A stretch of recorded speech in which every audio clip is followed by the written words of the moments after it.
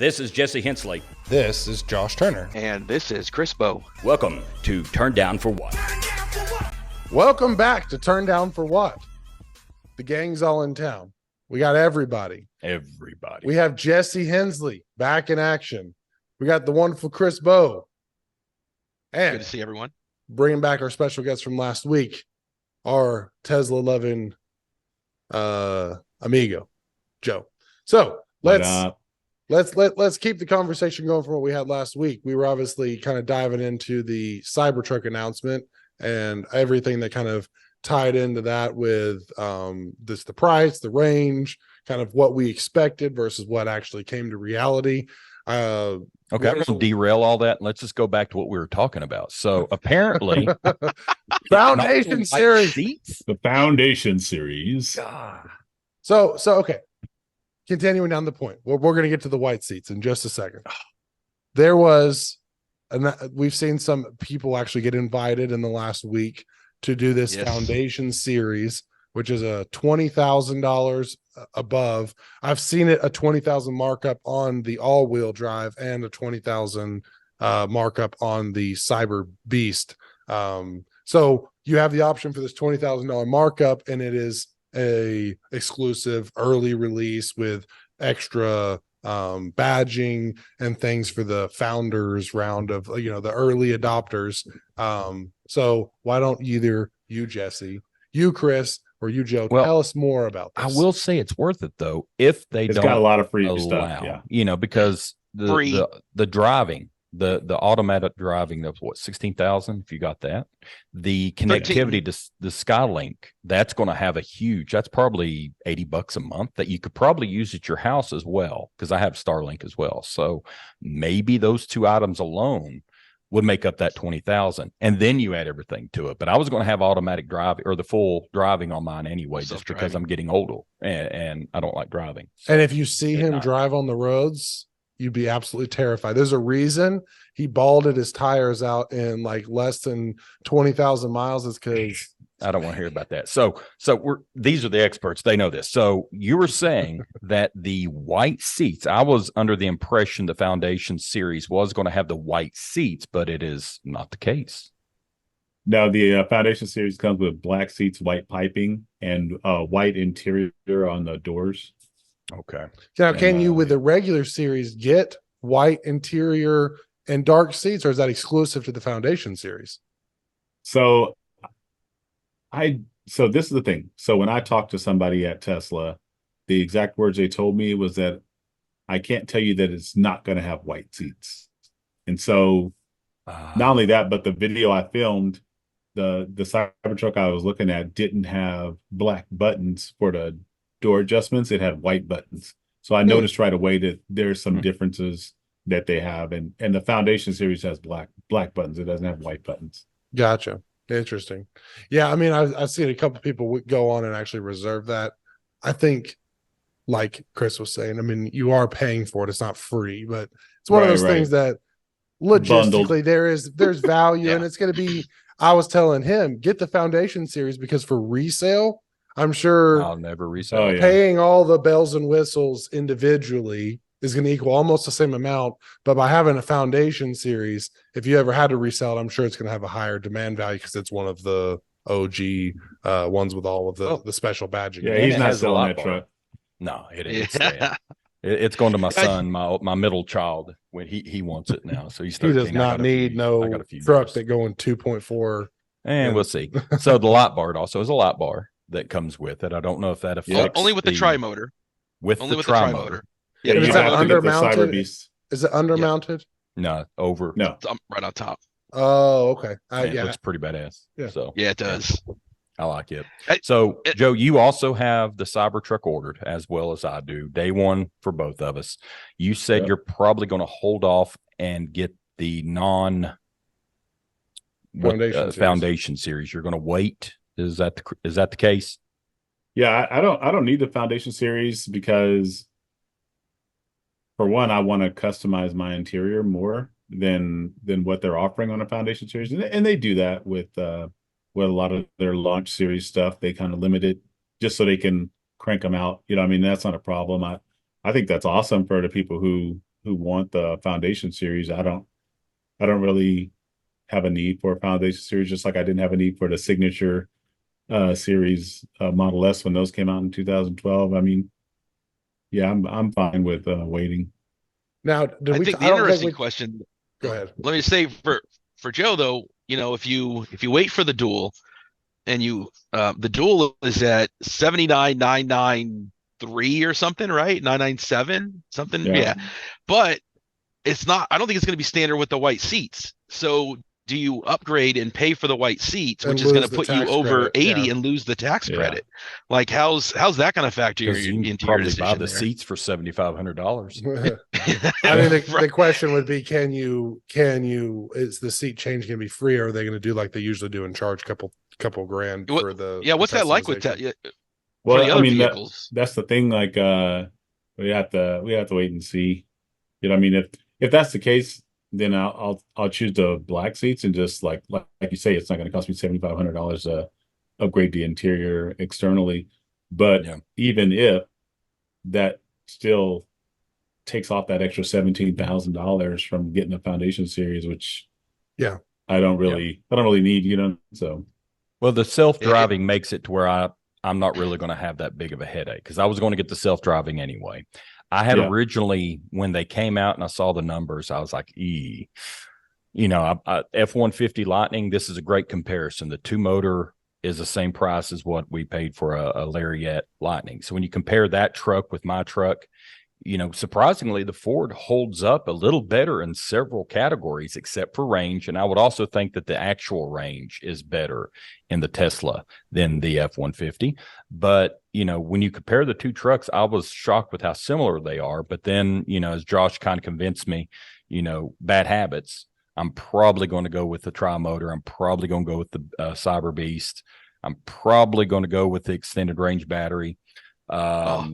Just because I can make it to Nashville and back and not have to stop, and it's cheaper, and we make a lot of trips to Nashville. So I have the reason behind it. I hate stopping. I hate stopping.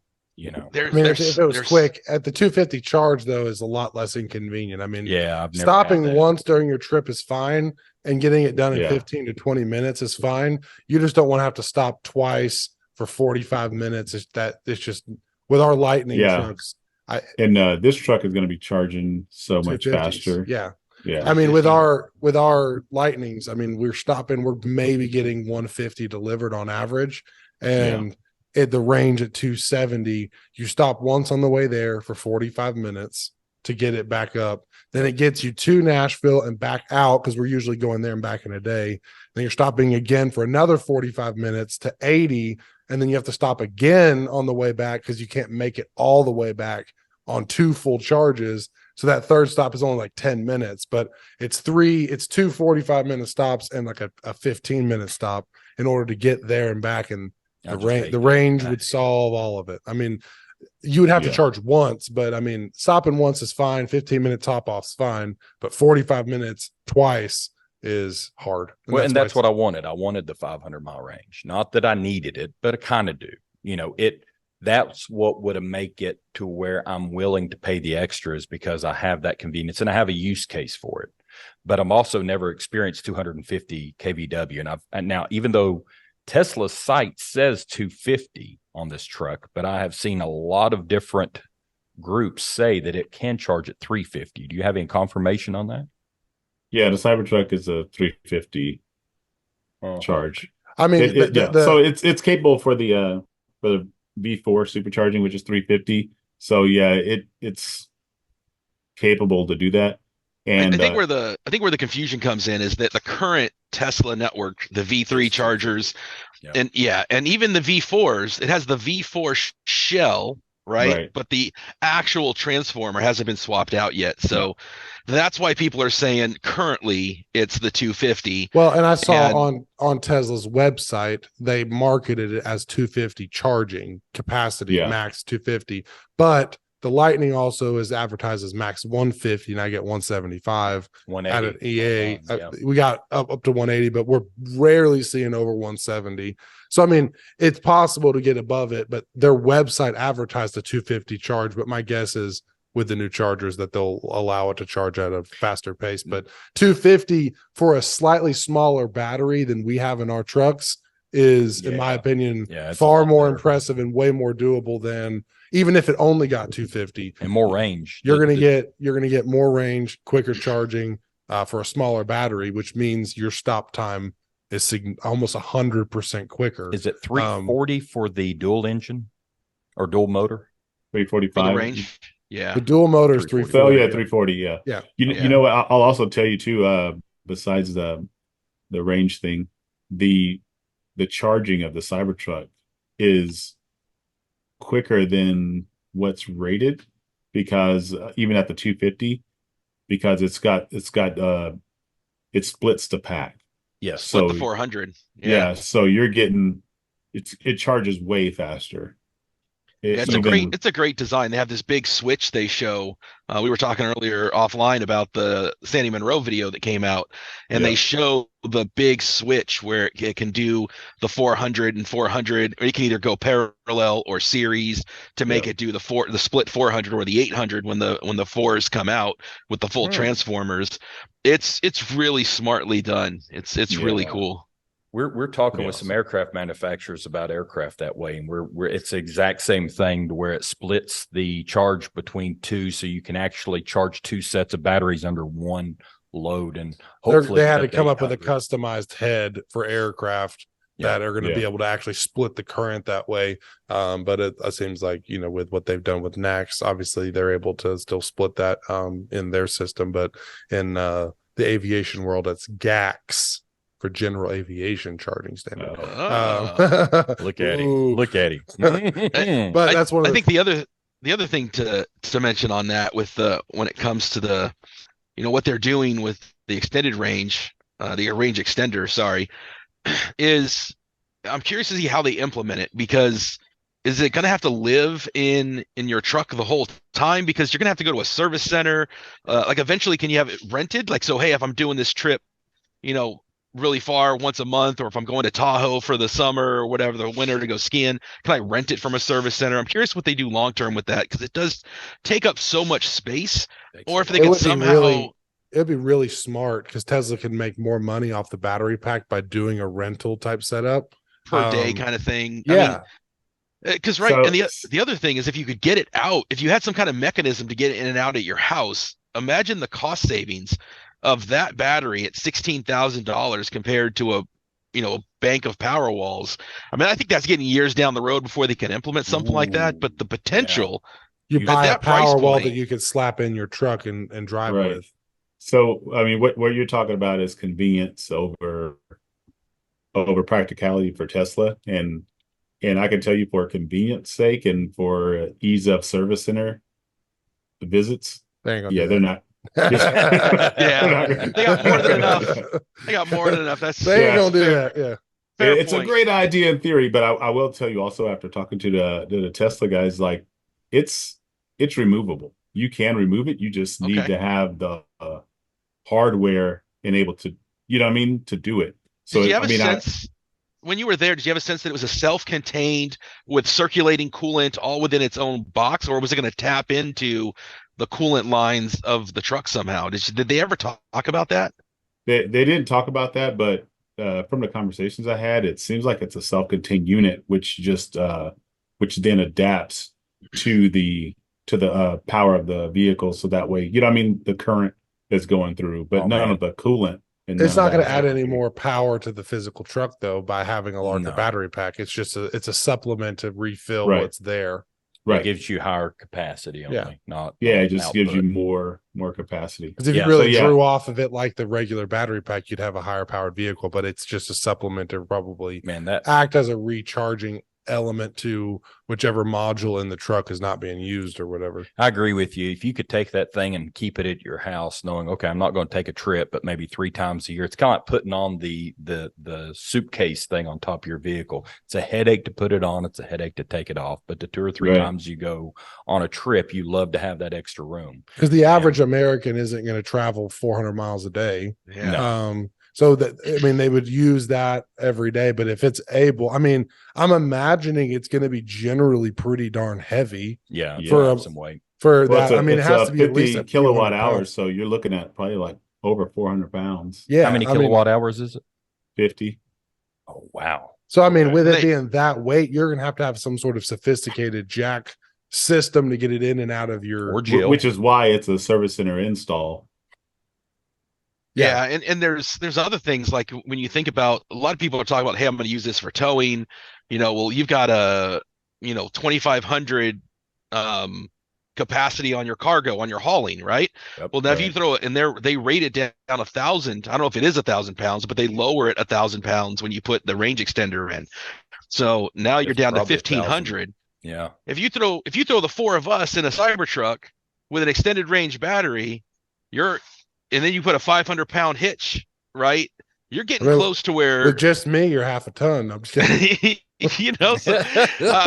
Look, at some point, that's where it all gets an interesting thing, right? Is how often are you using this? You're going to throw this battery pack. A lot of people are going to say they're going to use it for towing. Like, I know, Jessie, for you, it's not about towing, but they talk about towing. You throw four adults in there with their stuff and a 500-pound hitch, and you do put your extended range battery, you don't have much left for much else, and you've taken up your bed space. So I get it. Like, I get kind of the idea of it, but like, you're talking to the guy that got the standard range and put in the order for the single motor. So I'm a 250 guy. I'm good with the charging network. I'm good with needing to go to the bathroom anyway. And it's all about it's really all about the use case. The average American. The average American is not get the extended range now. Well, I mean, the average American isn't traveling 300 miles, but maybe once a year. Yeah. Even if I go out of town for the night and I'm leaving town, I'm going to Knoxville, which is 2 hours away, I can get there and back with my truck. And so that's something that, like, unless I'm going on a road trip, which I've been doing a lot for business, but the average person doesn't. Well, and it's rentable. If you can afford this truck, you can rent a vehicle that's petrol. But the regional mobility solution, it's a perfect fit. My wife last night was like, so tell me, like, does this actually make sense, the EV game? Because I'm trying to talk her into getting the Escalade, and she wants it, but she's really hesitant. And I'm like, I'm outspoken about talking about it over and over again. But she was like, so, like, really though, like, how inconvenient is the charging network? I'm like, well, your Escalade is going to deliver much quicker. It's a big battery, but it'll be delivered much quicker. And it's one of those things that for the average person, she's a stay-at-home mom. And so, I mean, like, she's going to drive around town to pick up the kids from school, come back home, go to the grocery store, come back home, run to the Target or whatever, and come back home. She's never going to experience do the that. R1S. Could, but she likes the full size. Love the R1S. But it's one of those things that, like, she's never. I mean, if you're talking about an Escalade, like, you still got three rows of seating. You got all the storage. You got the front trunk. I don't even think the Escalade has a front trunk. It does. It's just smaller. It has a front trunk. It's just, I mean, it's not small. It's narrow and deep, so you could still fit bags in there, but it's not like, I think our truck is cubic feet wise a little bit larger. Yeah. Nonetheless, it's something that, like, unless you just want a Cadillac, then if you're Cadillac people. Oh, okay. Yeah. He's just trying to say, look at me. So no, it's going to have spinners. It's going to have the first EV spinners that's out there for it. So, watch it. Yeah, we got it's going to be the first EV spinning squatted. Yeah. Squat that. No, it's going to be the what do they call that? The Carolina squat, where it's like laid back only on the rear. That's what he'll be doing. Absolutely. But no, we have one of our partners, Matt, is also he was looking over the Rivian this past week in Nashville, and I think that he actually thinks it's something that he might be interested in. So it was all open in there. He looked at it. He was like, I really like this. I mean, I really like the Rivian, other than the fact that I'm a large dude and it's more of like a Ranger sized truck, but it's a sharp vehicle. I mean, for somebody as shrimpy as Matt, I mean, you could definitely, no, I'm just kidding. But for somebody, for a regular sized person, it's totally fine. I think the curious thing on whichever one of you guys, Joe or Jessie, that gets this thing first, I'm curious to see what the actual range is, because that'll be a big thing too, right? Like, we're kind of comparing. That's all subjective too. That's all use case too. Like, how do you drive it? I drive fast. I drive nuts. I only get I've out of my never truck. gotten the range on any of my vehicles. Never. Well, here's the thing. I accelerate frequently, and I'm still in my truck for the Lightning lifetime averaging 2.3. Jesse's lifetime average is like 1.8. No, I'm 1.9. It's horrible. And I think I drive fast and I accelerate a lot. This dude has like a 1.9. Like I mean, that's why his truck tires are balded. When I drive to DC, I get 1.7. Nice. And that's why his range goes 220 because and it does. Yeah. In order to get 320 per our battery pack size, you're supposed to drive, I think, 2.4. It'd be interesting because I'm going to get when I look at it, is the single motor going to have better range than the other two? Probably, because they're advertising it as not better. Not better range. No. Okay, so can only have 250. The two motor is, or the dual. The two motor is the best. Which I think is a little bit of a, they're doing something there. Like, I mean, they're saying if it's going to be the same battery pack, I imagine that number is going to change by 2025. It's not going to be the 250 miles unless they're limiting. My guess is for the price savings. I'm not 100%. I'm trying to pull this up, but my guess is for the price savings. To get the other ones now because they probably make more profit on the ones that are the higher ones. Right. They kind of want to push people in that direction first, and then say, "Oh, by the way, this 250 is actually 280." Will the base model have a smaller battery pack, or is it the exact same size? I think it's the same. It's the exact same size. Yeah. Well, that's why I'm saying like what they're rated it for is not doesn't seem right. A couple things on the range though that I've kind of as I've nerded out on following this stuff. So the dual is rated at 340, which but asterisk it is rated at 340 on the summer tires, and it's not launching with those. It's launching with the all-terrains. That all-terrains are all that are launching right now. That'll of course change, right? 318 miles of range on those. Correct. Yes. Okay.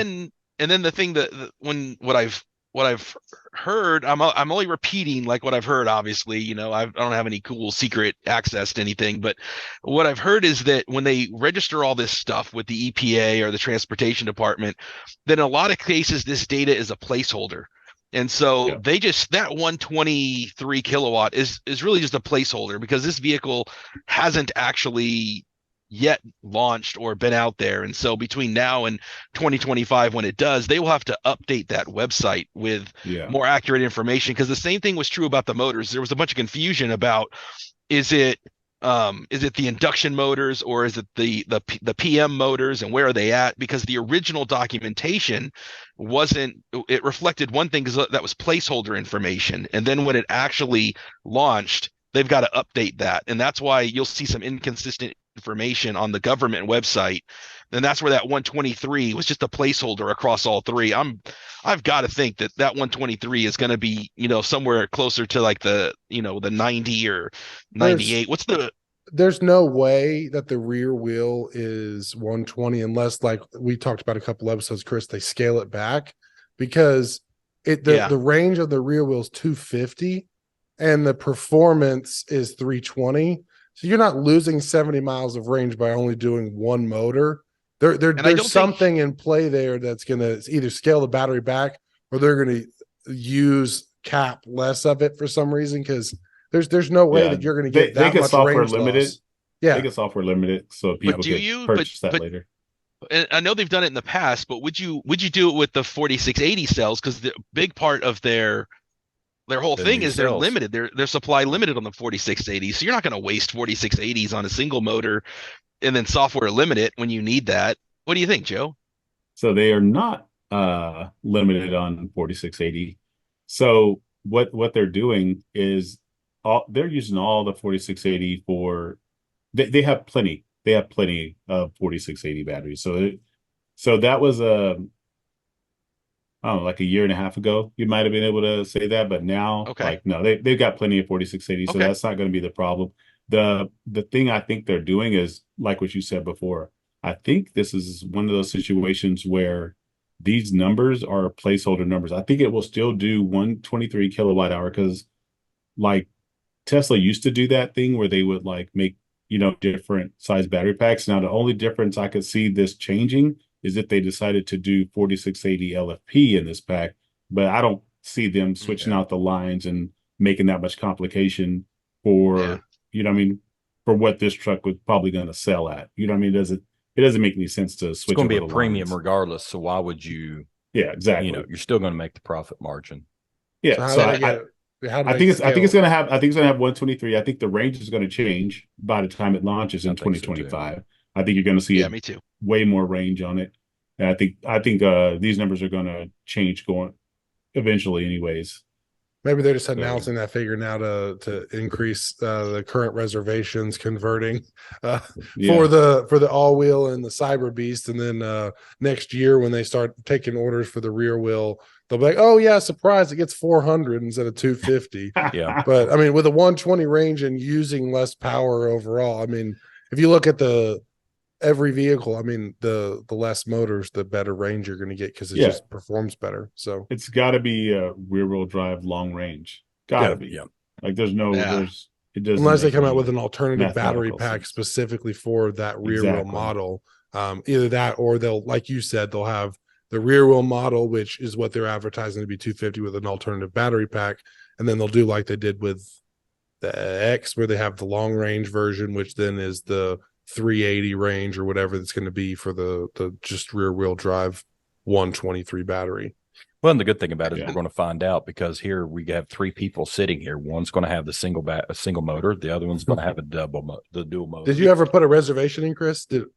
Oh yeah, I've got the reservation. I'm like very low 113s, and but it is the single motor, so I'm pretty sure stall until they get to 2025 on it.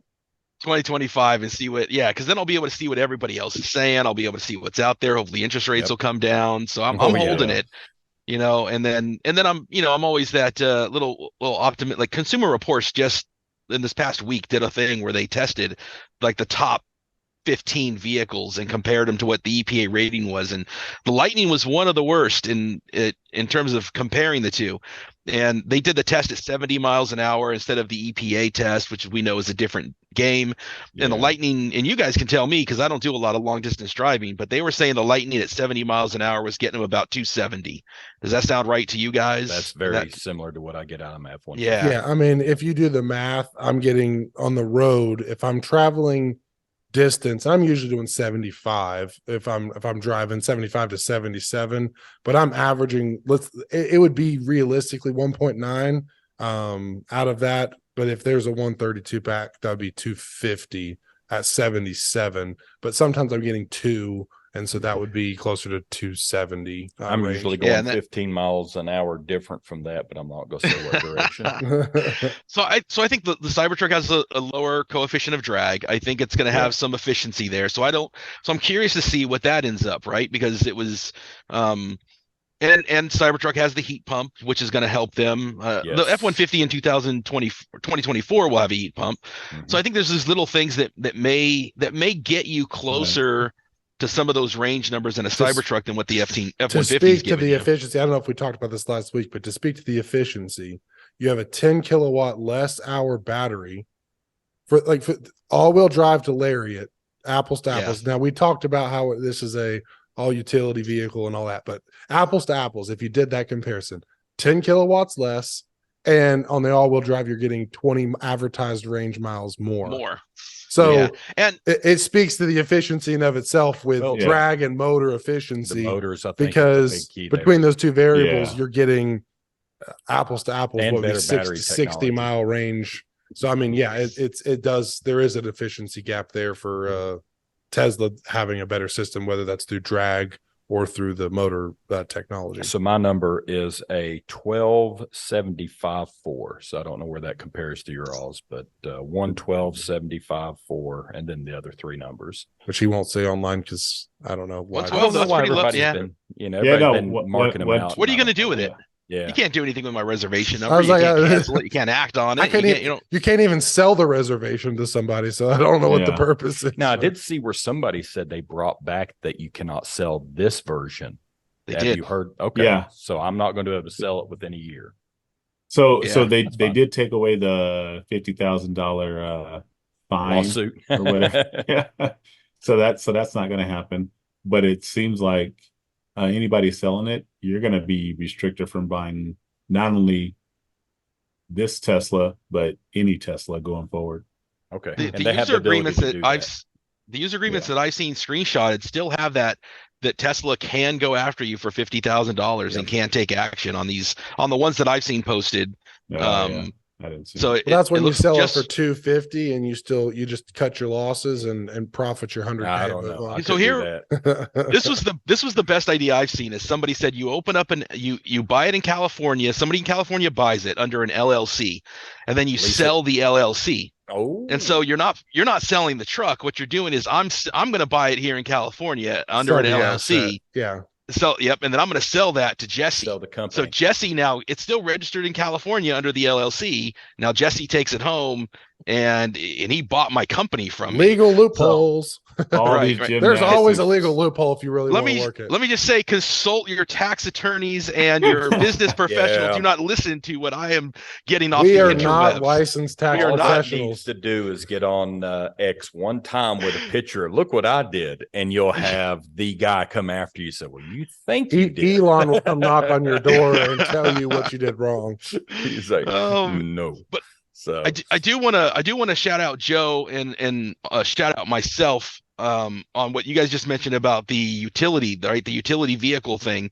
Was talking to Joe about the Sandy Monroe video that dropped today. And if you have not seen it, man, go watch this thing. And I loved every minute of it, not just because I love nerding out on him breaking things down and getting to see the insides with these Tesla engineers, but what just had me giddy was that I was widely mocked for some of the stuff that I was excited about with the Ethernet and the 48 Steer by volts. wire, yeah. Steer by wire. Yes. And this whole video, the whole video is about that and about how great it is and about revolutionary it is. And then right near the end of the video, like shout out to Joe, right? Because what does Sandy, like I just think he's a great engineer, right? But if you listen to the end of the video, what does he say? He doesn't say that he thinks it's going to hurt the Lightning necessarily or the Rivian necessarily. He says it reminds him of the Jeep, which is exactly what Joe said. And it's like great minds, man. He's like, hey, this is it's a unique thing unto itself, kind of like Jeep. And he says, hey, I've got this Jeep, and that's where it would fit into my portfolio of vehicles. Is I've got, this for this use and this for this use. And where this Cybertruck comes in is the way I might use a Jeep, and it blows the Jeep away. And that's who so I just thought that was cool, man, because you just mentioned that utility piece, and Sandy kind of had that same thought with you, Joe, and great minds, man, and he's in that same place with you. Well, and then if you go to any Cars and Coffee and you have a $700,000 vehicle, no matter what it is, take $1 million vehicle, have a older Bugatti or something, and you park the Cybertruck around it, you're going to have 10 times more people go to the Cybertruck than you would Bugatti or the Ferrari or the whatever. Name your high-end car company here. And I think that's the unique part about it, is how many times we've seen all the vehicles look the same, and you don't have the style that you had in the 50s, 60s, 70s, where you have unique designs. It's definitely not for everybody. It's not my cup of tea, but I really like it. And I think that's the key to it. You don't have to love the look of it to enjoy the fact that there's nothing else like it. And it's the first time I've seen a very unique vehicle that is different than everything else since the Pontiac Aztec, which wasn't quite the same, but it did do the same thing. It was very unique, very, you could do the tent in the back. So you put an electric motor on an Aztec, you might have an early Cybertruck. So I think that's the other unique part of it. They could have made it look more mainstream, but then it would look like everybody else. There is nothing, you'll never be mistaken for anything on this. So Top Gear and Jason Camisa and MKBHD did a video together, and Top Gear guys said something that I thought was very, very accurate, is that not a lot of times do you see the concept vehicle go into production. Like usually something's dramatically changed and it's like, still it's okay. I'll still buy it. It's not what I thought it was going to be, but they actually put the concept into production. Of course they had to, change some things or whatever and put on the the mirrors and you know what I mean, like yeah, the windshield wiper, and they did some other things. But if you just wiper, hey, yeah, one I just windshield want wiper. one, just do one. And everybody's like, no, we got to have two. No, just do one. Yeah, no, you don't need two. But who needs two wipers? No, but the fact that they did this, they had a concept, and what you see is pretty much what you're gonna get. I think it just speaks volumes to like the industry as a whole. Like a lot of times you'll get these crazy concept looking things, and like I said, by the time it comes to production, it doesn't look anything like what you were hoping it would look like, or it never comes to production, or it never Lincoln even comes has to one fruition. right now that's an EV Lincoln that looks beautiful that'll never be built. Yeah, I think the thing that comes to my mind is when they launched the Dodge Rev, ironic for its name of Rev being revolutionary, right? The right, and then the Ram Rev, I guess it was called, and it had suicide doors and these seats that were on rails and three seats and configurable and all these crazy body lines to it, and exactly what you're saying, Joe. And then the reality, right? The whole Elon line of prototyping, it's easy, production is hard. So then you built this prototype, and now you got to figure out, how do I go into production with it? And suddenly it just looks like another truck. It looks just like the Lightning or the Silverado SAS Avalanche. It looks just like, hey, the Silverado, they just took the Avalanche body. We know the Lightning is the F-150 body. The revolutionary Ram Rev turns out is not so revolutionary. Tesla did exactly what they said. They went off and engineered their own stainless steel. And right. Actually made a car that's bulletproof. Like, I mean, like they just like bullet resistance. Bullet tough. Tough. Yeah. But my point is like they had to go engineer it. But it's the reason it took them 4 years to get it to production. But I mean, reality is they delivered on a lot of the variables that they promised up front as far as the look and toughness of that vehicle. I can see Elon looking at going, make it out of what I make rockets out of. And they did. And then it's like, oh yeah, we can shoot this and it ain't going to go through. And he's like, oh, okay. Okay. And you have the fact that it's magnetic. You know what I mean? Like that's crazy. Which is so unique. Yeah. Now you'll have people being able to brand their cars with just magnet stickers on their vehicle, and it's interchangeable without like physical vinyl stickers, which has its place. Well, it's funny because most cars, of course, are steel and they're magnetic, and then the Lightning is aluminum.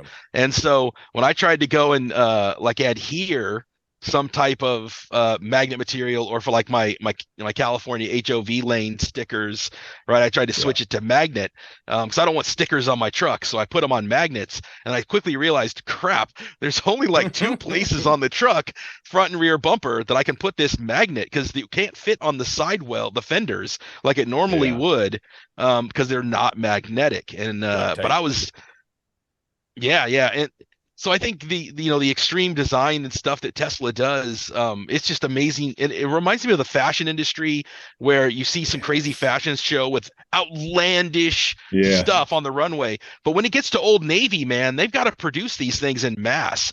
So the prototype is the runway, and then Old Navy, and that's where it's going to, or Kohl's, that's where it's going to get mass produced. Chevy gets produced. Yeah. That's where Chevy gets. But Tesla's like, I'm going to bring the runway. I'm going to bring that magic and that spark to everybody, and that's what made them so that's the real revolution, right? That's and then it's not only that their clothes are revolutionary in this example, but the way they stitch them, the materials the clothes and the fabrics are made of, like to the core of what the item is why it's so impressive to me, that what Tesla is doing right now. Yeah, I think that speaks a lot to like everything, like besides the exterior, like everything on the inside. Like, holy cow, not only did they manufacture this differently, but then they threw in the whole 48-volt architecture.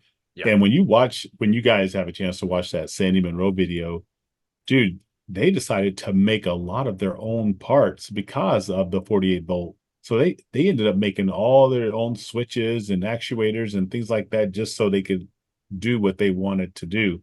And I mean, that type of that type of thinking. That guy no. Did you see? Yeah. Jim Farley confirmed it, but did you see there was a manuscript? Oh, the letter. Yeah. Said to Jim Farley how to do 48 volt. All CEOs of car he sent that to everybody. Yeah, isn't that insane? Yeah. I mean, that's just the ultimate.